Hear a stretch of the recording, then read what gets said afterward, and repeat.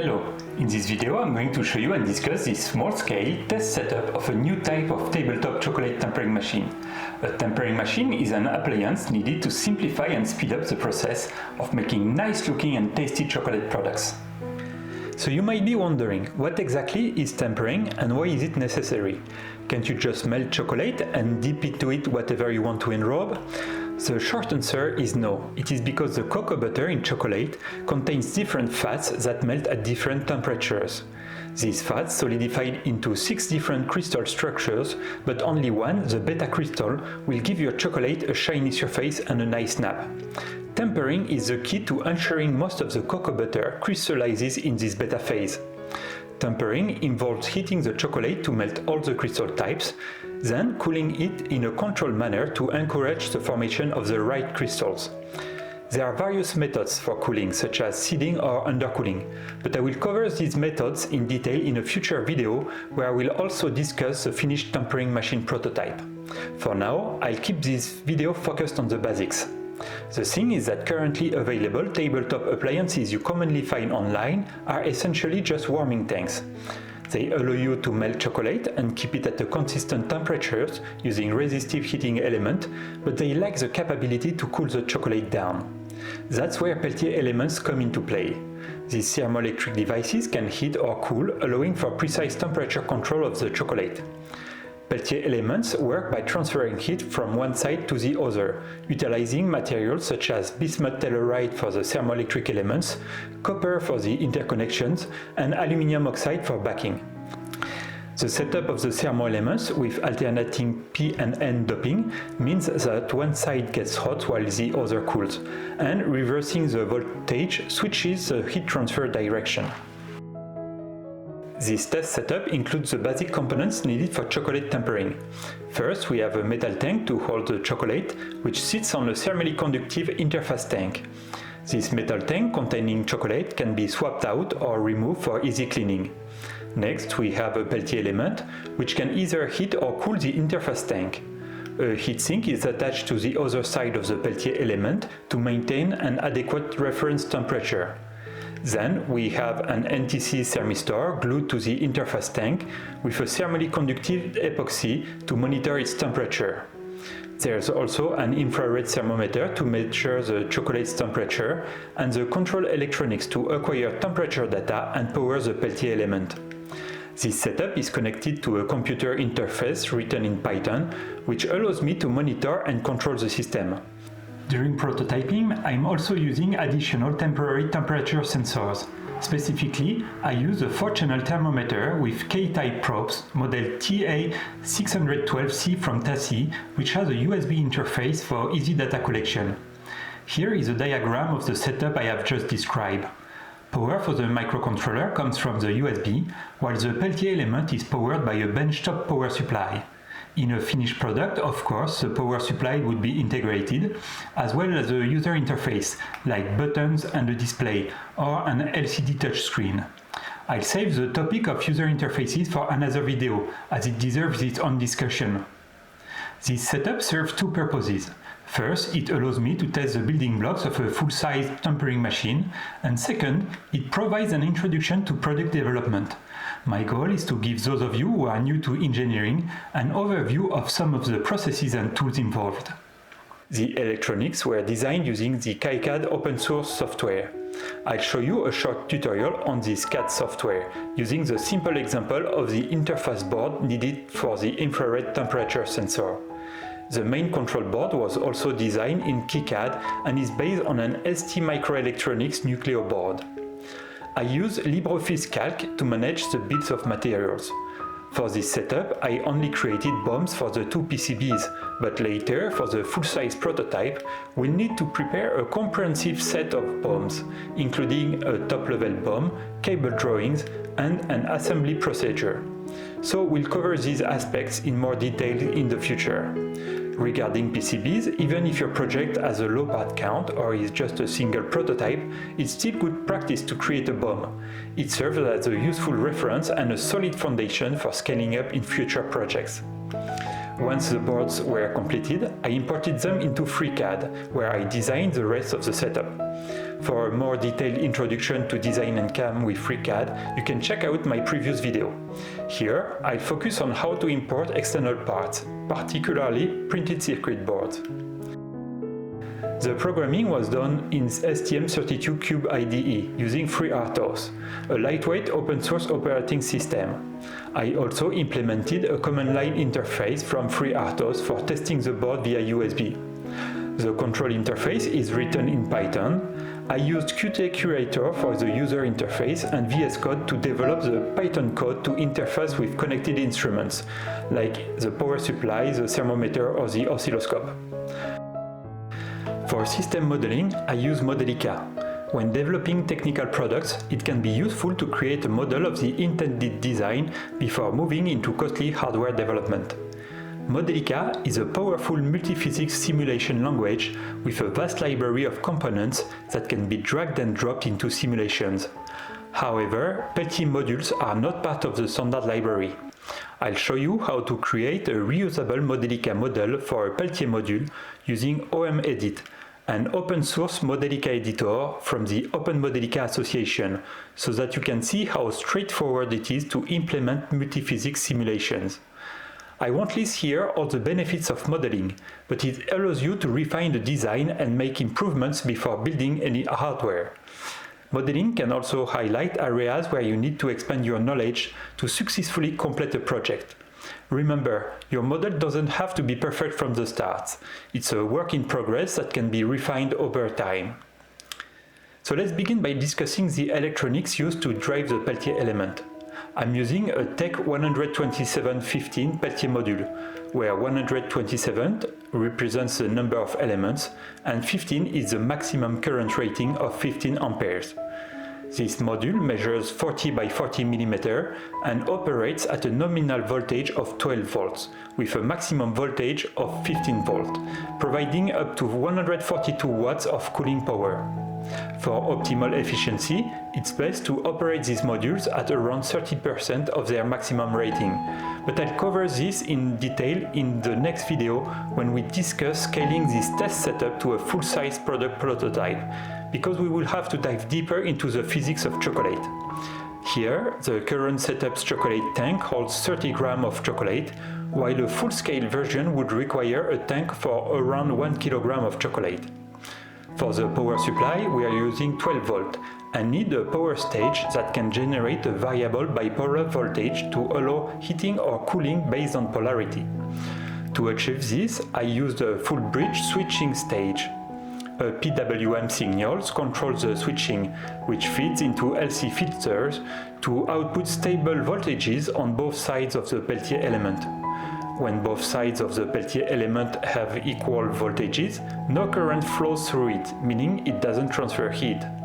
By adjusting the duty cycle on each side, we create a voltage difference that drives the Peltier and induces heat transfer. Let's look at one side of the setup in more detail. The output voltage is equal to the supply voltage times the duty cycle of the PWM signal. The PWM resolution, that is the number of discrete steps in the signal, is the ratio between the timer frequency of the microcontroller and the PWM frequency. In most cases, the timer frequency is determined by the core's maximum frequency, but some microcontrollers have modules for generating higher resolution PWM. For simplicity here, the STM32 microcontroller has a 72 MHz core.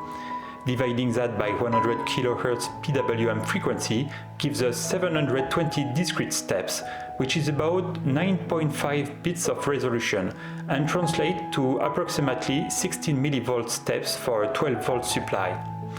The half-bridge transistor switches between 12 volts and 0 volt, and an LC combination acts as a second-order low-pass filter, with a cutoff frequency Fc given by this equation. It provides a 40 dB per decade attenuation above that frequency. Let's say we want to achieve a maximum ripple of 100 mV on the filter's output voltage. We can calculate the required attenuation and find that we need a 41 dB attenuation, so approximately 1 decade. For a 100 kHz PWM signal, this means we need a cutoff frequency below 10 kHz. If we were to use a switching frequency of 50 kHz instead, we would need to set the cutoff frequency below 5 kHz. In this case, we would need to increase the LC combination by a factor of 4. Since thermal transfers in this application are relatively slow, using a low cutoff frequency would not be an issue. We can plot the frequency response using KiCad simulator for a filter at 3.3 kHz and no parasitics. Using cursors, we can measure the expected roll-off of 40 dB per decade. However, if we include the equivalent series resistance of the output capacitor, we see that it can significantly degrade the effectiveness of the filter and make it look more like a first order than a second order. Watch the attenuation as I increase the ESR up to 0.4 ohm. The roll-off gets near minus 21 dB per decade and the attenuation at 100 kHz is near minus 31 dB, which corresponds to a ripple of 350 millivolts. So on such output filters, you want to use low ESR capacitors, either ceramic capacitors or a combination of aluminum electrolyte and ceramic ones. On the software side, setting up the PWM is straightforward. Activate the timer and the PWM peripheral, then periodically update the compare value to adjust the duty cycle. Now let's discuss the temperature measurement electronics. An NTC is a component whose resistance varies with temperature, and this dependency is given in the component datasheet. So, by measuring the resistance at a given time, you can calculate its corresponding temperature. For this application, we need to be able to measure temperatures between about 20 and 50 degrees. So, with extra margin, this test setup is scaled between 15 and 60 degrees Celsius. If we zoom on the region of interest and set a linear scale on the y-axis instead of a logarithmic one, we see that it is not linear. The temperature is derived from this equation, where the coefficient A, B, C, and D are given by the table in the datasheet, according to the RT to R25 ratio, where R25 is the reference temperature at 25 degrees, and the range is between 15 and 60 degrees. So, to measure its resistance, you need to polarize the NTC and use an amplifier to scale the voltage measured across R1 to the input of your converter. Given the NTC values at 15 and 60 degrees extracted from the datasheet, we can select the proper value for R1 to R3 to scale the amplifier output to the 3.3 volt input of the ADC. Then, to get the temperature, we can implement in the code the equation we saw. For the temperature of the infrared sensor, an I2C interface is used. You can just connect the sensor to the I2C bus, activate the peripheral, and read the temperature following the communication protocol given in the datasheet. Now let's take a look at the design in KiCad. Since this is a simple board, I'll use the process of creating the infrared sensor mounting board as an introductory tutorial to KiCad. So I create a new project. 2 files are created, one for the schematic, one for the board. There is a library of components embedded in the application, but many times you will need either to create yourself the components you need or import them from an online library.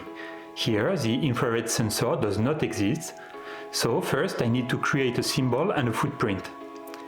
It is better to store new components in your own library. So, when you create a component for the first time, you need to create a new library and select it.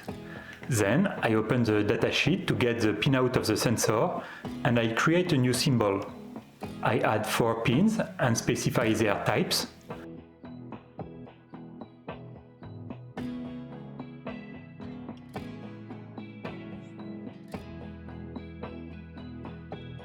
I add a symbol box and change the background.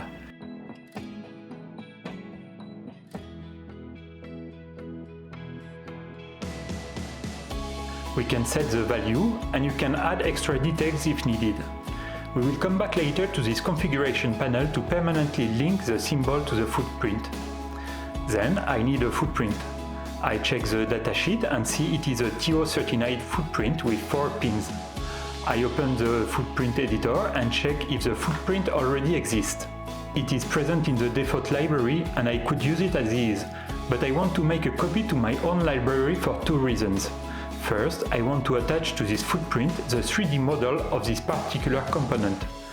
The 3D model can be downloaded either from the manufacturer website or other online libraries. Second, I want to increase the pad's diameter to ease hand soldering. Now I go back in the symbol editor, search for the symbol, and connect permanently the footprint I just created. I can now start editing the schematic. I click the Add Symbol icon in the toolbar. I search in the library the sensor component I just created. Then I add a capacitor. I write C in the filter box. Then I want a 4-pin connector. I go in the connector generic library and add a 4-pin connector. Note that there are no footprint attached. You can link the symbol to the footprint you want later in the process. For clarity, we can add power symbols also, a ground and a +3 volt positive supply. Now I make the connections.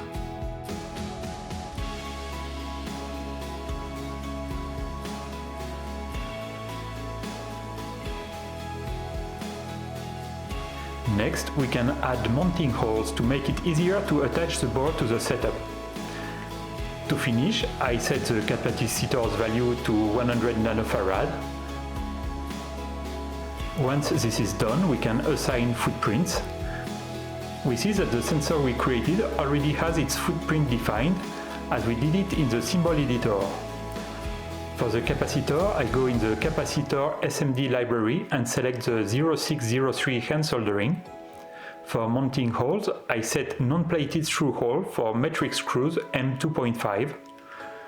For the connector, I want a header style 2.54 mm pitch through hole right angle connector. Once footprints are assigned, we can update the PCB from the menu or by pressing the shortcut F8. The footprints are added and we can start designing the board. When you start a board, you want to define your board stackup. In the board setup menu, under physical layer, you can choose 2, 4 or more layers for your board. Here it is a simple board and we leave 2 layers. So first, I set the grid to 1 mm and design the board edges on the edge cuts layer. I draw a rectangle using the line tool because I want to round the corners later. Note that you can hide layers that I used for documentation purposes and are not necessary for routing, like front and bottom fab. Then I place components on the board. I place the connector and the capacitor on the bottom face using the F keyboard shortcut and start routing.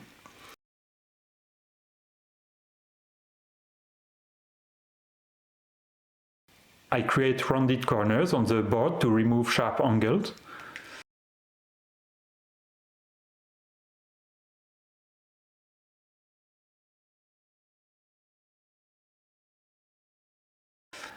I check in the 3D view if the board edges are closed correctly. Then I make sure that my dimensions are correct. We can now start routing the signals. I do not route the ground using wires. Instead, I create ground planes using a copper fill on both the top and bottom layers. So the routing is completed. We can check the 3D model to see if everything looks good. It is a good practice to include a board reference. You can use the text tool on a copper layer or the seal screen.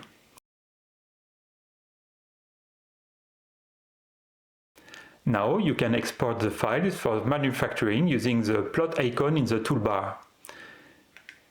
You need to check with your supplier what are his preferred options for the file. For GLC PCB, you can find that on their website for both the Gerber files and the drill files. Then you need to generate both the Gerber file and the drill files. Once the files are generated, you can zip them and upload them to GLC PCB for instant quote. There are a few options you can select, like the color of the PCB. One option you may want to consider is the leak-free option for the surface finish. They provide also stencil and assembly with their library of components. The production is fast, the quality is very good, and prices are very competitive. Now the setup was designed in FreeCAD. The electronic boards were imported as step elements. The location of the transformation gizmo is defined in KiCad before exporting the board. In the toolbar, you will see two tools which enable you to set the grid origin and the drill file origin. If you need a realistic view of your board, you may use the internal 3D viewer of KiCad as seen before, or export the board as VRML file. However, at this time, VRML file in FreeCAD is not optimized. The transform and transparency tools do not apply, and you can't hide any components if needed, as it appears as a single item in the tree view and not as an assembly. However, there is also the KiCad Step-Up add-on workbench that can be used to synchronize your KiCad boards inside of FreeCAD. You can import the board and even the routing and the seal screen. The infrared PCB holder and the base plate are custom parts. The PCB holder was printed on an FDM printer and the base plate was machined on a CNC using a cam job generated within FreeCAD. Typically, you would want to use the correct tool for the job. Here, a CO2 laser would be better and faster, but I do not own one for the moment. Anyway, the rest has standard standoff from AliExpress and a 10x10 aluminum beam from MakerBeam. The cable connecting the main control board to the infrared sensor board was made using DuPont-style connectors. Affordable connector kits and crimping pliers are readily available on platforms like AliExpress or Amazon, making them a convenient choice for fast prototyping of custom cables. These crimping pliers can handle various types of contacts, and using a versatile stripping tool ensures accurate and repeatable wire stripping, especially for smaller pitch connectors. However, DuPont-style connectors are limited by their current rating of 3 A per contact, making them unsuitable for high-current Peltier elements, even when operating at 30% of their maximum current rating. Instead, VH-style connectors are a better choice. In this setup, I'm using the Economy Power connector series from TE Connectivity, which supports up to 7.5 A per contact and accommodates an AWG range from 22 to 18. The Peltier wire used here is a 0.4 square millimeter, approximately 21 AWG, with insulation measuring 1.9 mm in diameter. By verifying the wire's current ampacity, we see it can handle around 5 A, aligning well with the 30% current limit for the Peltier module. The selected contact is therefore suitable, and the third slot of the crimping plier can be used for this connection. Now that we have covered the hardware, let's dive into the software side, starting with the design in STM32Cube IDE for the microcontroller from ST Microelectronics. We can create a new project and select the Nucleo F303 board. We initialize the peripherals with the default parameters. We go in the communication section and activate the I2C interface, which will be used for the infrared sensor. Then, under the clock configuration tab, we change settings to get the maximum frequency for the cores and modules. We save and it generates the configuration code. We also need to activate the internal pull-ups on the I2C bus, as there are no external ones. Now, before we start activating FreeRTOS, we can test the I2C interface in debug mode using a test flag that we can use to execute the getTemperature function. When editing files which are partly auto-generated, you need to be careful to write your own code in the specified user code sections. Otherwise, it will be deleted when the files are regenerated. We define our variables and declare our function prototypes at the beginning of the file and the functions in the user for section at the end of the main file. but after we activate FreeRTOS, we will refactor these definitions in separate files. We can now create a new launch configuration and upload the firmware into the microcontroller. We can run the code, pause it, set the flag to 1 so that the function is executed. If we pause again, we see that the temperature was correctly read from the sensor.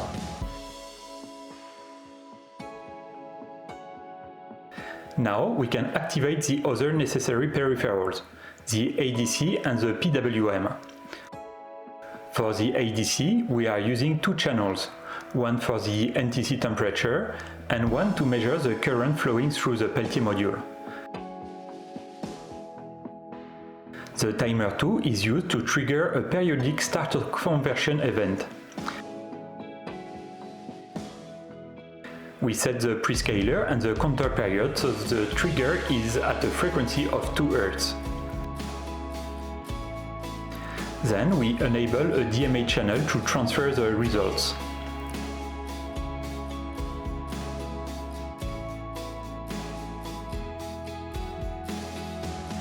We can now activate two PWM outputs, one for each side of the Peltier.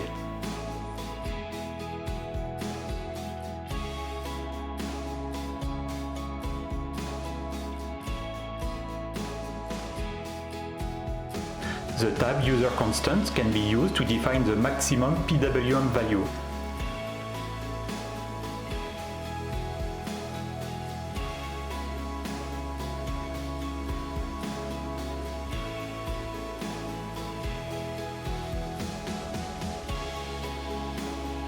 We activate one more PWM to drive the fan.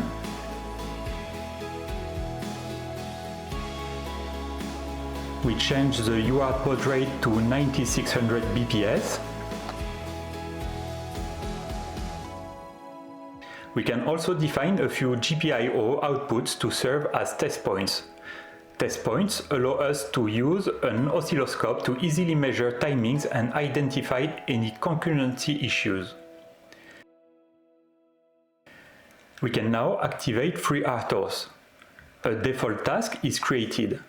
We will use it to execute our functions to read the infrared sensor, calculate the NTC temperature, and update the PWMs.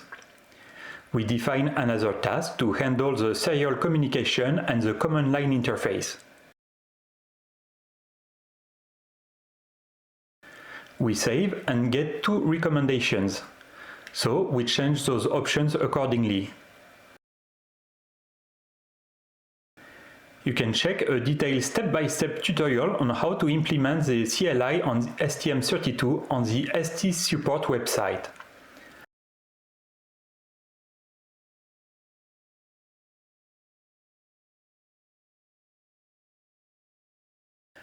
Once the CLI is added, we can define our own commands.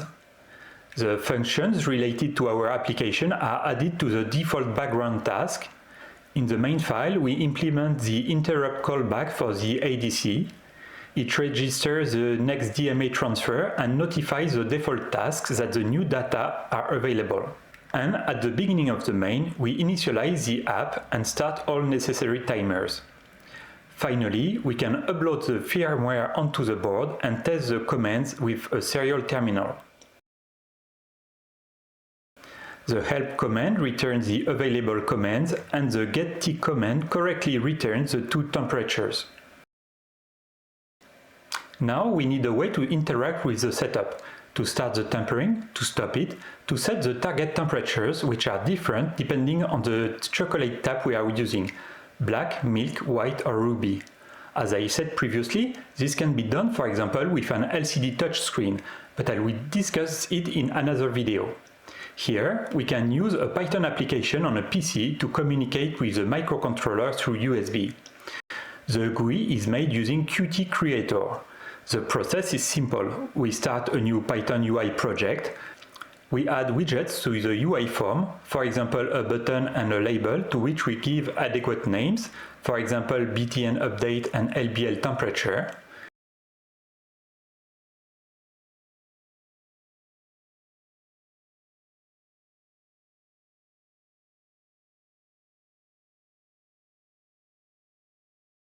We save and generate the Python interface file using the command indicated at the top of the file. It will convert the UI file to a usable Python file.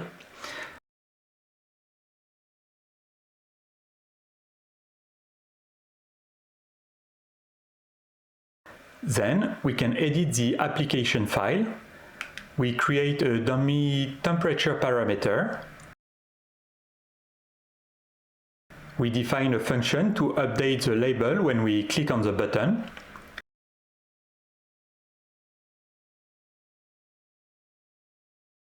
We connect the click event to the required function.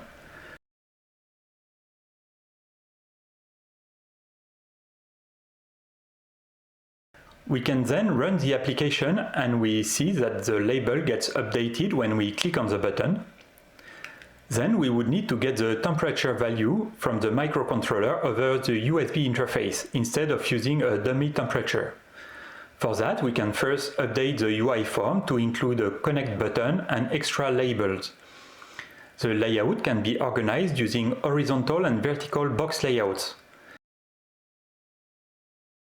Then we can define a new class called tempering device, which has an initialization section, a connect function to open the serial port with the correct baud rate, and a function to update the temperatures. We update the temperature by sending the proper command to the microcontroller, reading the response and then parsing the received data.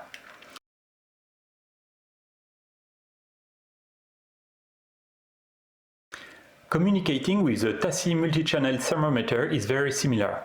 We can create a new class, open the serial port, send the proper command to the device and parse the returned values. On this device, the temperatures are not ASCII digits, but a binary 2 bytes format. Now you see how you can easily create your own Python application. There are many other types of widgets that you can add to a Python GUI to customize it to your needs. And especially, as in this application, you can add graphs. Now that all PCs are connected, we can start testing. I haven't discussed the control loop yet. When we aim to control a variable in the system, such as the temperature, we have a desired set point, and we need to account for the feedback from the system to regulate it effectively. Typically, a PID control algorithm is employed. In some cases, a simpler PI controller will suffice. For this, we need at least two parameters, P and I, proportional and integral. We can determine these parameters experimentally through measurements and trial and error. Alternatively, we can use modeling to calculate or estimate the appropriate parameters. We'll see what can be done for our test setup. But first, let's see how the system behaves with a step response, that is, when I apply a step voltage on the Peltier. For this first test, I do not put the tank with the chocolate. I place 3 extra temperature probes, one at the bottom of the tank interface, one on the Peltier top face, and one on the aluminum interface plate. I placed blue adhesive on the metallic interface so that I do not change the reflectivity settings of the thermal camera. So I set the Peltier voltage to 30%, about 3.6 volt. I turn on and we see what happens. As the temperature increases, we can notice a few things. First, as we expect, the temperature at the bottom of the tank is very close to the one measured by the infrared sensor pointing to it. However, the NTC is very far from those temperatures. It is because stainless steel is a poor thermal conductor, and the NTC was glued far from the bottom of the tank, which is in direct thermal contact with the Peltier. We can see that clearly on the thermal camera view. We see that the bottom instantly gets warmer while it takes a long time to propagate to the side. And we see that the temperature sensor placed on the side of the Peltier top face reacts much faster because it is closer to the heat interface. The difference is partly due to a loose contact, but it doesn't really matter. So you may be wondering, if stainless steel is not a good thermal conductor, why is it used to make cookware? It is because it has other properties which make it interesting, and to circumvent the low thermal conductivity, good quality brands use workarounds. For example, they often combine copper or aluminium with stainless steel, as both have much higher thermal conductivity than stainless steel alone. Some designs use a thin copper backing, while others embed a thick layer of aluminum within the stainless steel. So back to our application. We see that the interface tank would benefit from being made out of aluminium. The heat transfer would be 10 times faster. Now let's see the step response when we place a metal tank with chocolate. For this test, I need to place a little bit of water because the tanks do not stack completely. That's not a thing we would want to do for a product, but that's okay for this test, and we'll discuss this point later. So again, I set the Peltier to 30% and I turn on. In this case, we need to focus our attention on the infrared temperature, which gives the temperature of the chocolate, the test point 1, which is the side of the Peltier top face, and the NTC. We can compare specific points in time. At 400 seconds, the NTC was 32 and the test point 1 was 40.4 degrees Celsius. Now the NTC is at 30.8 and the test point 1 is 30.5. As expected, both measurements are below because there is more mass to heat. The temperature rise is slow, so we can increase the Peltier command to 40%, then 50%, and then back to 45 to avoid going above 50 degrees Celsius. We see that the temperature of the chocolate slowly increases. It is normal because chocolate has a very low thermal conductivity. As you see, the chocolate does not seem to be melted because it has low viscosity. But as I press on it, we see that the bottom part is completely melted and we see a step in the chocolate's temperature as the sensor now measures the melted chocolate's temperature. So we can make adjustments to this setup and conduct further tests, but iterating through hardware changes is time-consuming and costly. If we could simulate the physics of the process, we could make design iteration more efficiently through modeling. That's what we are going to explore now. Let's jump into OM-Edit, an open-source Modelica editor from the Open Modelica Association. This software enables you to easily create, simulate, and analyze multiphysics models. It includes the standard Modelica library, which contains basic blocks for simulation and many examples that you can easily run. To name a few, there are mechanics, fluids, electrical, which all have components, sensors, and interfaces. And of course, you can create your own library or import other third-party libraries. However, Peltier module is not in the standard library. So, in this short tutorial, we are going to see how we can start creating a block for it to be used in the model of our setup. But first, we need to discuss the physics of Peltier modules. The simplified equations for a Peltier module are the following. They give the heat fluxes on the hot side and on the cold side and the voltage across the module. Heat fluxes are expressed in watts, which is a quantity of energy per second. If we detail each contribution, we first see the thermoelectric effect, which is proportional to the current. Then the module has an intrinsic resistance resulting in joule heating given by R times I squared. We can consider that this heat spreads evenly to both sides, increasing the heat on the hot side and decreasing the heat that can be transferred from the cold side. Finally, there is heat conduction due to the temperature difference, which is proportional to the thermal conductance K of the materials. In reality, all these parameters are temperature dependent. But to start the modeling, we'll use a simplified equation and use the equivalent parameters calculated from the values given in the datasheet from ATS and see what it gives. We'll later update the model if needed. So back to OM-Edit. You see the libraries panel on the left. As seen earlier, you find there the standard Modelica library. And below there is my custom library, inside which I created packages like thermoelectric or parts. For example, there are models for Peltier, chocolate, tank interface and so on. I'll detail the rest of the user interface as we go. So first, you may want to create a new package to organize your models. We'll call it Modelica Y for Modelica YouTube. I prefer to have models in different files, so I uncheck the option. We see 4 icons on the top left corner of the interface. It is here that you switch views to edit your models. As we are in the icon view, we can make an icon for it, and we see that it updates in the tree view. Note that if you close OM-Edit and reopen the application, the library won't appear in the tree view. For that, you need to load it automatically in the App Preferences under Tools, Options, Libraries. Then we can start adding models to our library. We add a new model for a Peltier element. We'll start this time in the diagram view. We want to define the ports for the Peltier element. In Modelica, you have specific colors for the different types of pin. It can be found in the documentation. For example, blue is for electrical, red is for heat transfer, and real variables are blue triangles. You can also define custom connector types according to your needs. For our model, we need 2 thermal ports corresponding to the 2 sides of the Peltier and 2 electrical ports. We fetch those ports definition in the Modelica library. First, with the submenus Electrical Analog Interfaces, we drag and drop 1 positive pin and 1 negative pin. I go next in the Thermal Heat Transfer Interfaces submenu, and I drag and drop 2 heat ports.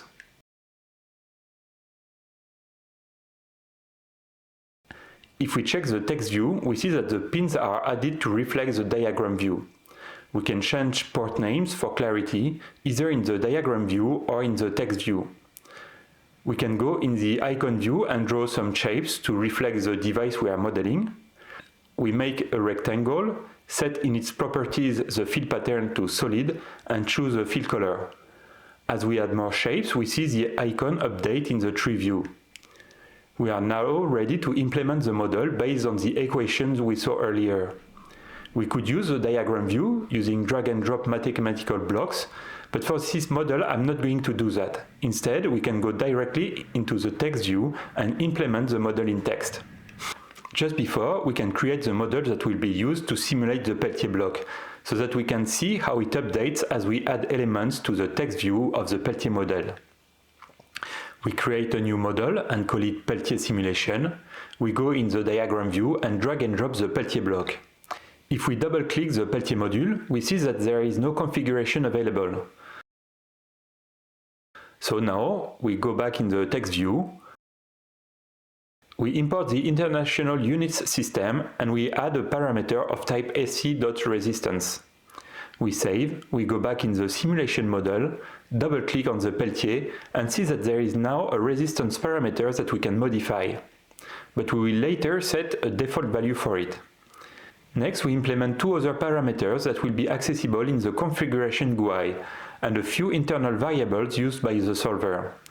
Those do not have the preceding parameter keyword.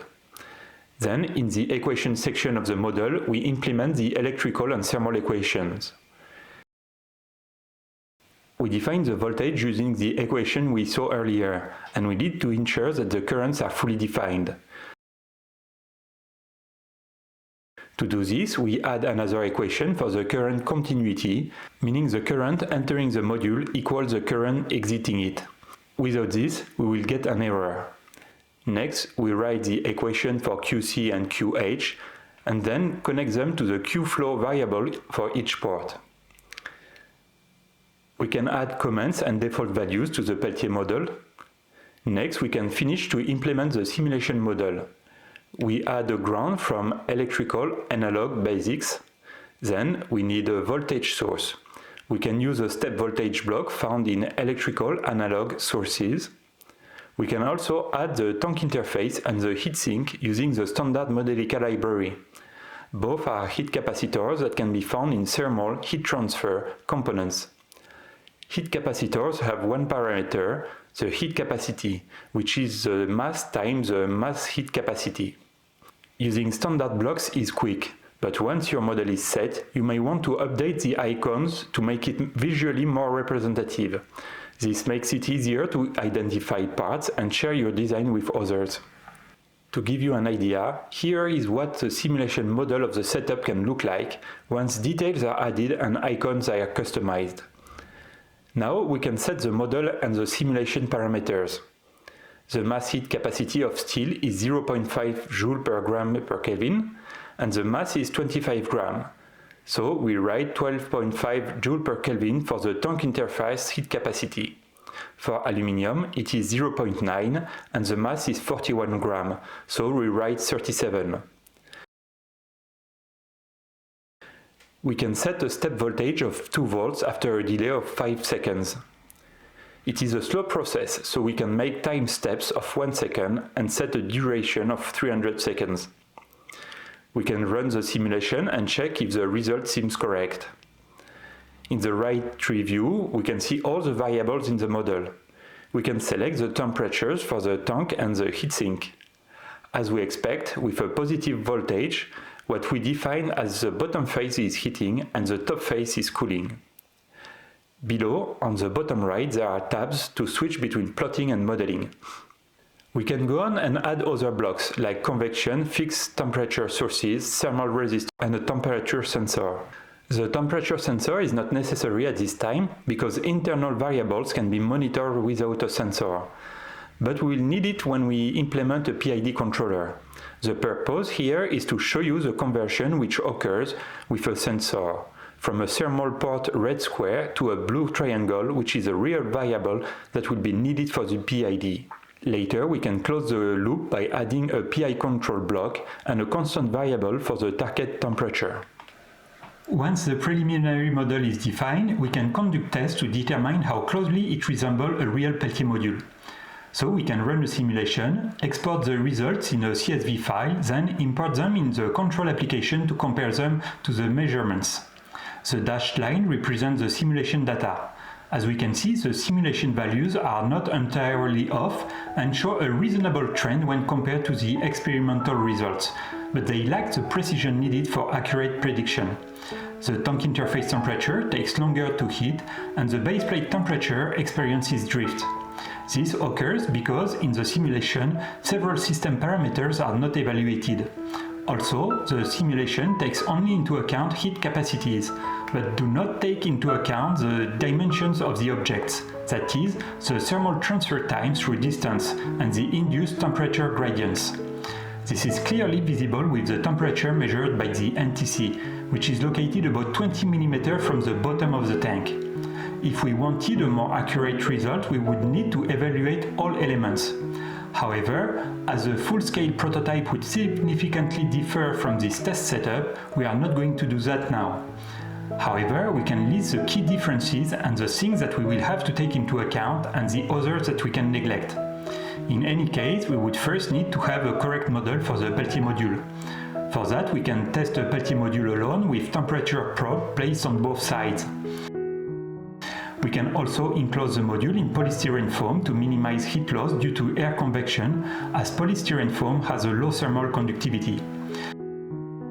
We can generate a voltage step response using SCPI interface of a GPP4323 power supply connected through USB. We record the applied voltage, the supplied current, and the two phases temperatures. These kind of measurements can help us improve the model. However, as I said, the model doesn't always need to be perfect. It depends on what information you need from the simulation. For our case, microscopic effect would not matter much because we will use multiple Peltier modules and have thermal loads with large thermal capacities. Now we spent almost an hour together. Before we dive into the recap, I want to take a moment to thank you for sticking with me this long. It shows that you might have enjoyed my work, so I appreciate your interest. And also, watch time is supposed to be an important metric of the YouTube's algorithm. So your engagement greatly helps me build and grow this channel. So a big thank you for being here. If you'd like to further support me, please leave a comment below and share this video. Now, let's review what we've covered. In this video, we explored several technical aspects. We looked at a test setup in which we implemented some building blocks to improve upon. We saw that aluminium is a better thermal conductor than stainless steel, so using it for the interface tank would improve performance. Temperature measurements should be taken as close to the heat source as possible to efficiently close the control loop. And while the preliminary model and simulation are not perfect, they provide a foundation that can be refined as needed. So the question now is, how do we turn this setup into a product prototype and possibly even a commercial product? That is what we will explore in future videos by addressing the two key areas, usage and technical aspects. On the usage side, we'll consider questions like how is chocolate tempering done now and what can be improved. One frequent complaint in product reviews of warming tent is that the process is really slow. This usage issue leads us to the technical side, where we'll tackle questions like why is the process so slow? To answer this, we'll dive into the physics of chocolate. What power is required? This will involve both physics and electronics. What type of user interface is best suited? This will require a focus on user needs and technical implementation. As we go along, we'll also continue exploring the tools and software that can help you with your own engineering projects. So that's it for today. Once again, thank you for watching. I hope you found this video interesting and that it can be useful for you.